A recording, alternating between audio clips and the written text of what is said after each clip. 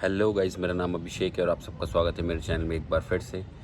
तो आज फिर से लेके आया हूँ आपके लिए एक और नई वीडियो। और आज की जो कहानी होने वाली है वो भी काफ़ी ज़्यादा इंटरेस्टिंग होने वाली है, जिसको सुन के आपको लगने वाला है कि यार ये कुछ कहानी मैंने सुनाई है अच्छी सी। काफ़ी साल पुरानी स्टोरी है जो कि मैं आपके साथ शेयर करना चाहता हूँ। तो आपने मोस्टली ऐसा सुना होगा, लाइक जब भी लोग बोलते हैं तो ये बोलते हैं कि यार किसी उस बंदे ने भूत देखा, किसी उस बंदे ने भूत देखा। मोस्टली मतलब क्या होता है कि अगर भूत किसी को दिखता है तो किसी एक जने को ही दिखता है, या मैक्सिमम 2 जने को आवाज़ आ जाती है।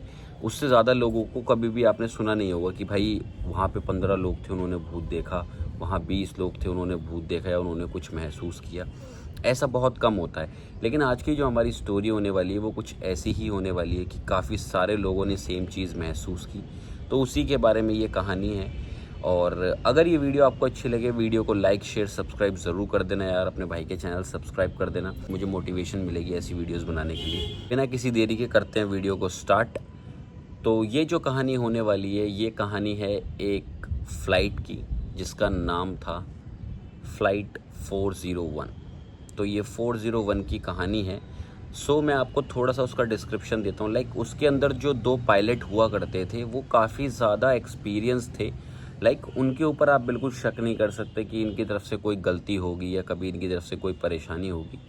और जो वहाँ के उसका कैबिन क्रू था और बाकी लोग जो फ़्लाइट के अंदर होते हैं वो सब लोग जो थे वो भी काफ़ी एक्सपीरियंस थे।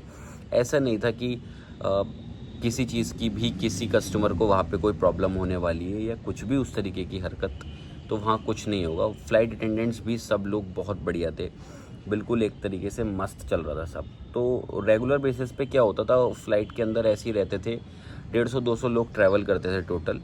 तो सब कुछ बहुत बढ़िया तरीके से चल रहा था स्मूथली, अनटिल जब तक वो दिन नहीं आया। तो ये बात है उस दिन की जिस दिन फ़्लाइट टेक ऑफ कर चुकी थी और उसके बाद सब कुछ नॉर्मल था। जैसा मैंने आपको बताया कि वो एक्सपीरियंस थे तो सब कुछ नॉर्मल था।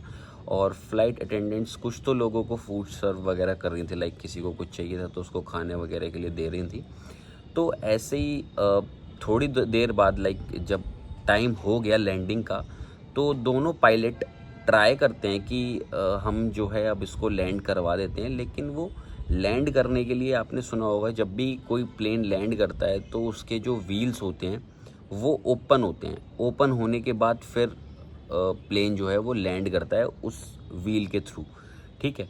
तो वो काफ़ी देर से ट्राई कर रहे थे कि उसके व्हील ओपन हो जाएं, व्हील ओपन हो जाएं, लेकिन वो व्हील जो थे ना वो ओपन नहीं हो रहे थे। पता नहीं कुछ टेक्निकल ग्लिच था या कुछ तो परेशानी थी, लाइक कि वो व्हील ओपन नहीं हो रहे थे। अब जैसे कि वो काफ़ी एक्सपीरियंस थे तो वो किसी को बताए बिना ही खुद ये सब कुछ ट्राई करना चाहते थे कि खुद ही उस प्रॉब्लम को सॉल्व कर दें। अब उन दोनों पायलट्स, जिनका नाम था एल्बर्ट और रॉबर्ट, दोनों ही ट्राई कर रहे थे कि ऐसा हो कि खुल जाए। बट दोनों की पूरी मेहनत के बाद, काफ़ी देर ट्राई करने के बाद वो नहीं खुल रहा था। और वो जो लैंडिंग का उनका एरिया था ना वो भी आ चुका था। लाइक वो बार बार ऊपर ऊपर ही घुमाए जा रहे थे ताकि जल्दी से ये खुल जाए तो हम लोग लैंड कर लें। अब उनको कुछ समझ नहीं आया तो उन्होंने ये सोचा कि यार अब हमें ग्राउंड लेवल पे ही मदद लेनी पड़ेगी। लाइक जो एयरपोर्ट या फिर ग्राउंड स्टाफ होता है उनसे ही हमें हेल्प लेनी पड़ेगी इसको ओपन करने के लिए। तो वो ग्राउंड जो लेवल के जो लोग होते हैं जो इन सब चीज़ों में हेल्प करते हैं उनको वो कॉल करते हैं, लाइक बताते हैं उनको कि यार ऐसे ऐसे प्रॉब्लम हो गई, वो व्हील नहीं खुल रहे हैं और हम लैंडिंग नहीं कर पा रहे हैं। तो वो उन दोनों पायलट्स को ये सलाह देते हैं कि सबसे पहले तो सर आप जो है अपना प्लेन वो थोड़ा ऊंचाई पर ले जाइए, और ऊंचाई पर ले जाने के बाद उसको ऑटो पायलट मोड पे डाल दीजिए। उसके बाद आप इसको व्हील्स को खोलने का ट्राई करें, तब आप शायद ज़्यादा अच्छे तरीके से व्हील को खोलने की कोशिश करेंगे तो हो सकता है कि व्हील खुल जाए। उन्होंने सोचा कि यार बात तो बिल्कुल सही कह रहे हैं ये।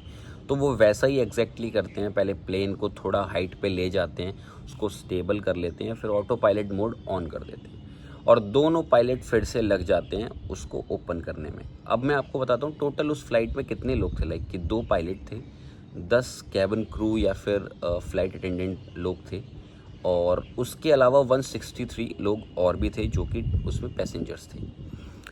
तो अब सब लोग पैनिक हो रहे थे यार, क्योंकि वो खुल नहीं रहा था, अब लैंड कैसे करें। तो ऐसा होता है पायलट्स जब लैंड करने का ट्राई कर रहे थे ना, बटन ओपन करने का, लाइक वो व्हील जो था, तो करते करते गलती से एक पायलट से वो ऑटो पायलट वाला बटन दब जाता है। लाइक तो ऑटो पायलट इस टाइम बंद हो चुका था और उनका पूरा ध्यान सिर्फ लैंडिंग पे था। उन्होंने बिल्कुल भी ध्यान नहीं दिया और वो प्लेन जो था बहुत ही तेज़ी के साथ ज़मीन की तरफ बढ़ रहा था।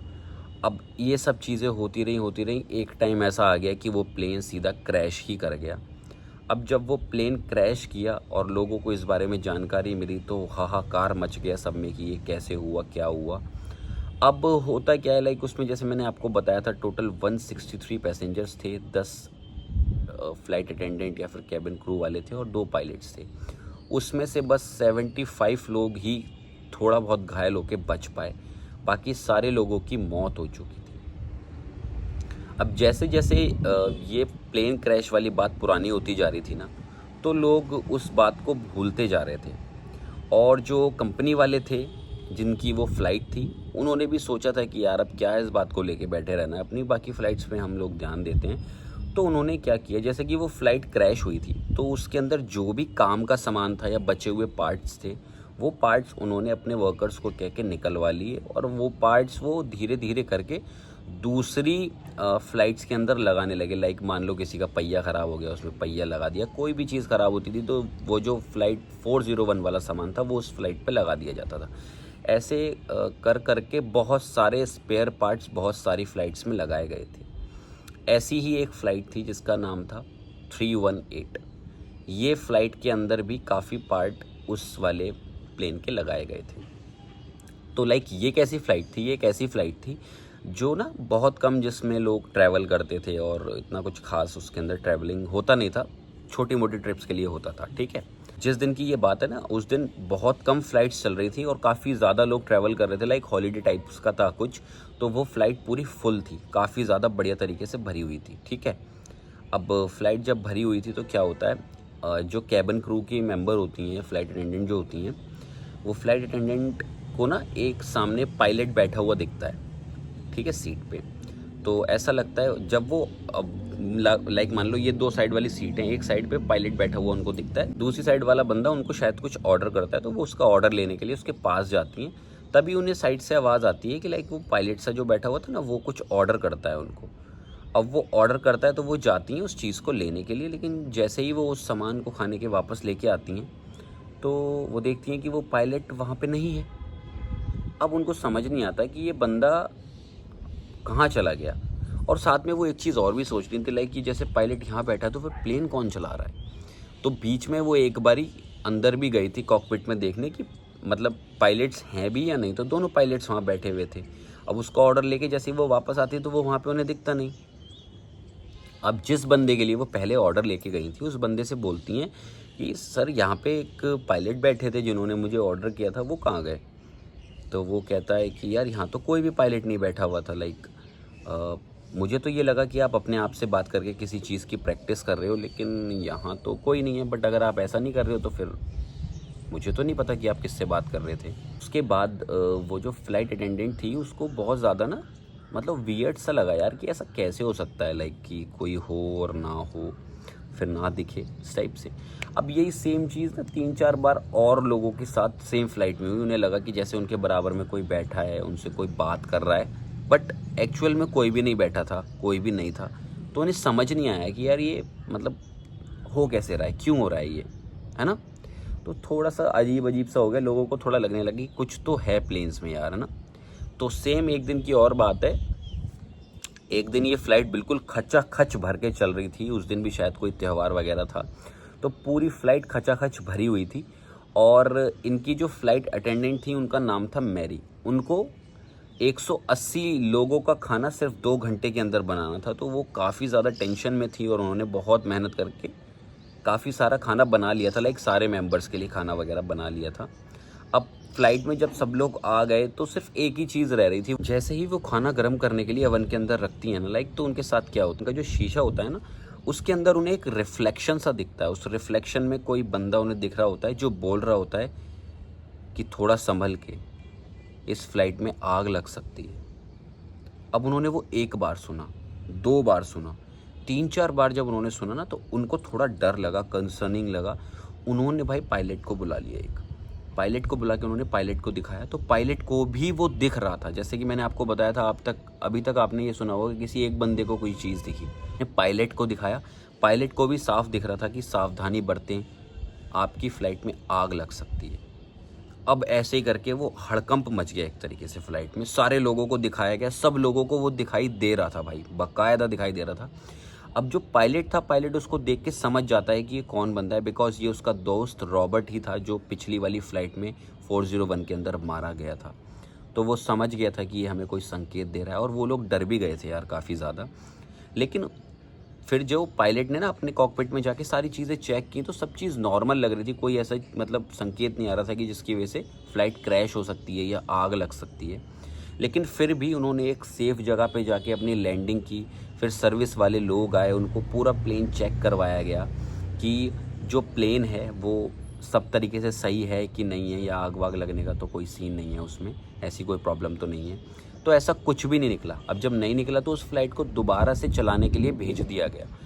अब जब फ्लाइट को चलाने के लिए भेजा गया ना, तो एक दिन नॉर्मली वो फ्लाइट उड़ रही थी। फ्लाइट उड़ते उड़ते क्या होता है, हवा के अंदर ही अपने आप उसका इंजन जो है ऑफ हो जाता है। पायलट बहुत ज़्यादा परेशान हो जाता है कि यार इंजन कैसे ऑफ हो गया अपने आप। तो फिर से ही वो बंदा रॉबर्ट दोबारा से आ जाता है फ्लाइट के अंदर, लाइक भूत था वो। तो वो संकेत देता है कि भाई आपकी फ़्लाइट में आग लग सकती है, आपकी फ़्लाइट में आग लग सकती है, थोड़ा सावधान से। भाई उन लोगों ने पूरी कोशिश की इंजन चलाने की, और उन्होंने ये चीज़ भी सोचा कि अगर हम ज़्यादा इंजन से छेड़खानी करेंगे तो हो सकता है कि इंजन में आग लग जाए। तो उन्होंने ज़्यादा छेड़खानी नहीं की, वो पॉसिबल कोशिशें जो कर सकते थे रिवाइव करने की फ़्लाइट को, वो कर रहे थे, और फ्लाइट रिवाइव हो गई थी भाई। जब फ्लाइट रिवाइव हुई तो वो सेफली ज़मीन पर सब लोग लैंड कर गए। लेकिन उसके बाद उस कंपनी के द्वारा एक डिसीज़न लिया गया कि जिस भी फ़्लाइट के अंदर स्पेयर पार्ट्स लगे हुए हैं उस 401 के, हो सकता है उस स्पेयर पार्ट्स के थ्रू कोई आत्मा उन फ्लाइट के अंदर जा रही हो, और आगे जाके वो लोगों को हॉन्ट भी कर सकती है। तो हमें ये स्पेयर पार्ट्स निकालने पड़ेंगे। तो अभी मोस्ट ऑफ द जितनी भी फ़्लाइट्स हैं उसके अंदर से उसके स्पेयर पार्ट्स निकाल तो दिए गए हैं यार, लेकिन क्या किसी को पता कि कुछ ऐसी फ़्लाइट्स अभी भी बची हों जिसके अंदर उसके स्पेयर पार्ट्स लगे हों। तो अगर आप कभी भी किसी ऐसी फ़्लाइट में बैठते हैं और आपको किसी भी फ़्लाइट में अनयूजुअल सा लगता है, तो समझ जाना कि शायद रॉबर्ट आपको भी संकेत दे रहा है कि आपकी फ़्लाइट में आग तो नहीं लगने वाली। तो इस चीज़ का ज़रूर ध्यान रखना। यही थी मेरी आज की कहानी। अगर ये वीडियो आपको अच्छी लगी हो तो लाइक शेयर सब्सक्राइब करना, और ऐसी और कहानी के सुनने के लिए अपने भाई के चैनल को ज़रूर सब्सक्राइब कर देना यार। आप सब्सक्राइब करोगे, कमेंट करोगे, लाइक करोगे तो मुझे थोड़ा मोटिवेशन मिलता है, और मैं और ज़्यादा मोटिवेशन के साथ ऐसी वीडियोज़ और आपके लिए ख़तरनाक डरावनी कहानियाँ लेके आता रहूँगा। तो मिलूंगा इससे नेक्स्ट वीडियो में, तब तक के लिए चैनल ज़रूर सब्सक्राइब कर लेना अपने भाई का। मिलूंगा नेक्स्ट वीडियो में, तब तक के लिए साइनिंग ऑफ, बाय बाय।